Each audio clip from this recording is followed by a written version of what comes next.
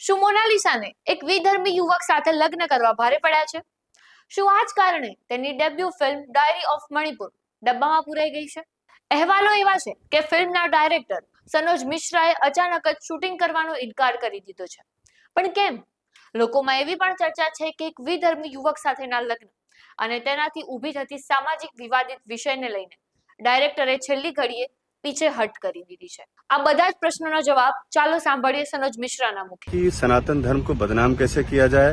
कल तक मुझे बड़ा कॉन्फिडेंस था कि मैंने जो डिसीजन लिया था इस लड़की को फिल्मों में लाने का और हीरोइन बनाने का, उस पर मैं कायम था।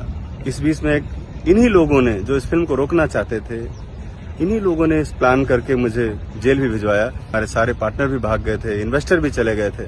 बहुत सारा पैसा मैंने कर्ज लिया, इंटरेस्ट पर लिया, ब्याज पर लिया। सारे चीजें सबको पता है, मोनालिसा को भी ये बात मालूम है कि अगर फिल्म पर जरा सा भी गलत असर पड़ेगा तो मेरी जिंदगी स्वाहा हो जाएगी। और फाइनली कल जो ये घटना हुई है, इसको लेकर पूरे देश में बहुत अजीब तरह का एक माहौल बन गया। एक एजेंडे के तहत, ये एक साजिश के तहत ये ऐसा खेल खेला गया, क्योंकि इसके पहले ना इनके घर वालों को कोई शक हुआ और ना ही मुझे कभी इस बात की जानकारी हुई कि कोई शादी या कोई इसका कोई स्कैंडल या कोई अफेयर था। और महाकुंभ से निकली हुई लड़की जो सनातन के नाम पर आगे बढ़ रही है, उसको किस तरह से तोड़ मरोड़ के पेश करके लोगों के सामने रखा जाए ताकि और लड़कियां भी इसका अनुसरण करें और वैसी ही बन जाए। ये लड़की बड़ी इनोसेंट थी, इसको कुछ जानकारी थी नहीं और इसको ब्रेन वॉश करना भी बहुत आसान था। कि लड़की ऐसे करके भाग गई तो मुझे लगा ये केरल वालों का कोई पब्लिसिटी स्टंट है फिल्म को हाईलाइट करने के लिए। लेकिन जब मामला ज्यादा बढ़ गया तो मैंने उनके फादर से बात किया तो पता चला कि वो पुलिस स्टेशन के बाहर खड़े हैं और मोनालिसा को पीछे के रास्ते से लेकर जाया जा चुका है। अब आप सोचिए कि अचानक से इतने सांसद, इतने मंत्री, विधायक वहां इकट्ठा हो गए।